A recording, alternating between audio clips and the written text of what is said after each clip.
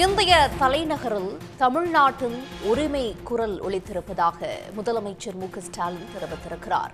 குடும்ப சொந்தங்கள், கூட்டாளிகள் மீது புலனாய்வு அமைப்புகள் ரெய்டு நடத்தியதும் சொந்த கட்சியினருக்கே தெரியாமல் டெல்லி சென்றவர் எடப்பாடி என்றும், இந்தியாவின் எதிர்கால வளர்ச்சி குறித்து மாநில முதல்வர்களுடன் பிரதமர் ஆலோசிக்கும் கூட்டம் என்பதால் நிதி ஆயோக் கூட்டத்தில் பங்கேற்றதாகவும், இதுகுறித்த அறிவிப்பும் வெளிப்படையாக தெரிவிக்கப்பட்டது என்றும் முதலமைச்சர் ஸ்டாலின் தெரிவித்திருக்கிறார். டெல்லியில் செய்தியாளர்கள் கேட்டபோது கூட கட்சி அலுவலகத்தை பார்க்க செல்கிறேன் என கூறிவிட்டு 4 கார் மாறி அமித்ஷாவை சந்தித்தவர் எடப்பாடி என்றும், அதிமுகவை அடமானம் வைத்தவர் எடப்பாடி என்றும் முதலமைச்சர் சாடியிருக்கிறார். நிதி ஆயோக் கூட்டத்தில் நான் பங்கேற்பதாக செய்தி வெளியான உடனேயே திமுகவை பொறுத்தவரை ஆதரவளிப்பதாக இருந்தாலும் எதிர்ப்பதாக இருந்தாலும் தன் நிலையில் உறுதியாக இருப்பதாகவும் முதலமைச்சர் ஸ்டாலின் தெரிவித்திருக்கிறார். விவரங்களோடு எமது செய்தியாளர் அன்பு செல்வன் இணைகிறார். அன்பு செல்வன், டெல்லி பயணம் குறித்தும் நிதி ஆயோக் கூட்டத்தில் பங்கேற்றது குறித்தும் முதலமைச்சர் தெரிவித்திருக்கக்கூடிய விஷயங்கள் என்ன? பொதுவாக கட்சியினுடைய தொண்டர்கள், அடிமட்ட தொண்டர்களுக்கும் தன்னுடைய நிலைப்பாடு என்ன என்று தெரிவிக்கக்கூடிய விதமாக முதலமைச்சரும் திமுக தலைவருமான ஸ்டாலின் கடிதம் எழுதுவது வழக்கம். அந்த அடிப்படையில் இப்போது டெல்லி பயணத்தை முடித்துக் கொண்டதற்கு பின்பாக கடிதம் ஒன்றை உடன்பிறப்புகளுக்கு எழுதுவதாக தெரிவித்திருக்கிறார். அதாவது, இந்திய தலைநகரில் தமிழ்நாட்டின் உரிமை குரல் என்று தலைப்பிட்டு நம் உயிருடன் கலந்திருக்கக்கூடிய தலைவர் கலைஞரின் அன்பு உடன்பிறப்புகளுக்கு உங்களின் ஒருவன் எழுதும் கடிதம் என்றும் அதில் குறிப்பிட்டிருக்கிறார். இதில் இந்திய ஒன்றியத்தின் பிரதமர் நரேந்திர மோடி அவர்களின் தலைமையிலான நடைபெற்ற முதலமைச்சர்கள் பங்கேற்ற நிதி ஆயோக் கூட்டத்தில் பங்கேற்பதற்காக டெல்லிக்கு சென்று தமிழ்நாட்டின் முதலமைச்சராக நான் செல்கிறேன் என்ற செய்தி வெளியானதுமே அரசியல் எதிரிகளின் அடிவயிற்றில் புலியை கரைத்தது போன்ற உணர்வு ஏற்பட்டு வழக்கம் போல வன்மத்தை வெளிப்படுத்த தொடங்கியிருக்கிறார்கள் என்றும் அதில் குறிப்பிட்டிருக்கிறார்.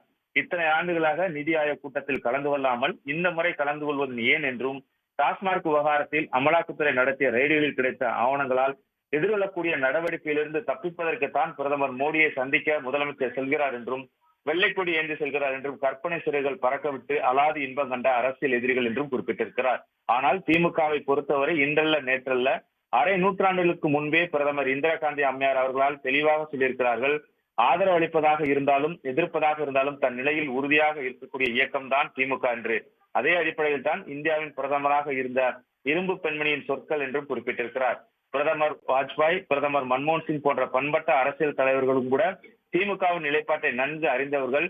இந்தியாவின் எதிர்கால வளர்ச்சி குறித்து மாநில முதலமைச்சருடன் பிரதமர் ஆலோசிப்பதற்கான நிதி ஆயோக் கூட்டம் என்பதாலும், இந்தியாவின் வளர்ச்சியில் தமிழ்நாட்டுடைய பங்கு மிக முக்கியமானதாக கடந்த 4 ஆண்டுகால திராவிட மாடல் ஆட்சியில் நிலை பெற்றிருப்பதால் தான் தமிழ்நாட்டு மக்களின் பிரதிநிதியாக, மாநிலத்தின் முதலமைச்சராக நானும் அதில் பங்கேற்க தீர்மானித்தேன் என்று முதலமைச்சர் கூறுகிறார். அதற்கான அறிவிப்பு வெளிப்படையாக தெரிவிக்கப்பட்டது.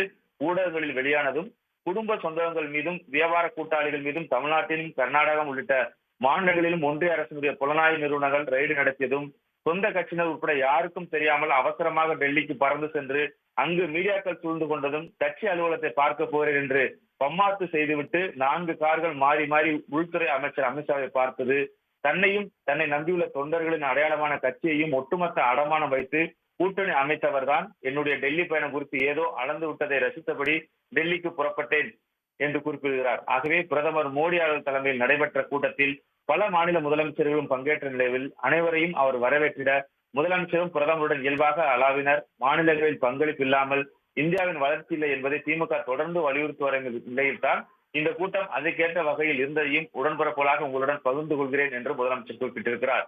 அதோடு தொடர்ந்து நாம் எவ்வாறான பொருளாதார வளர்ச்சியை அடைந்து கொண்டிருக்கிறோம், இவ்வாறான வளர்ச்சி அடைந்து கொண்டு இந்தியாவுடைய மிக முக்கியமான பங்காக இருந்து கொண்டிருக்கிறது தமிழ்நாடு.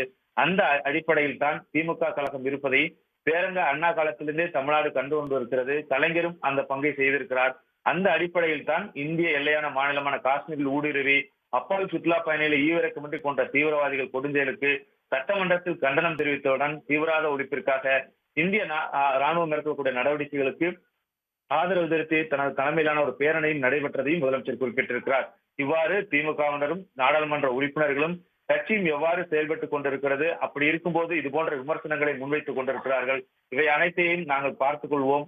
இவற்றிற்கெல்லாம் உறுதி கட்டக்கூடிய வகையில் தான் அடுத்த கட்டமாக 2026ஆம் ஆண்டு தேர்தலை முன்வைத்து சட்டமன்ற தேர்தலில் திராவிட மாடல் ஆட்சியை தொடரக்கூடிய வகையில் ஜூன் 1ஆம் தேதி மதுரை நடைபெறக்கூடிய பொதுக்குழுவில் சந்திக்க உங்களை ஆவலாக இருக்கிறேன்.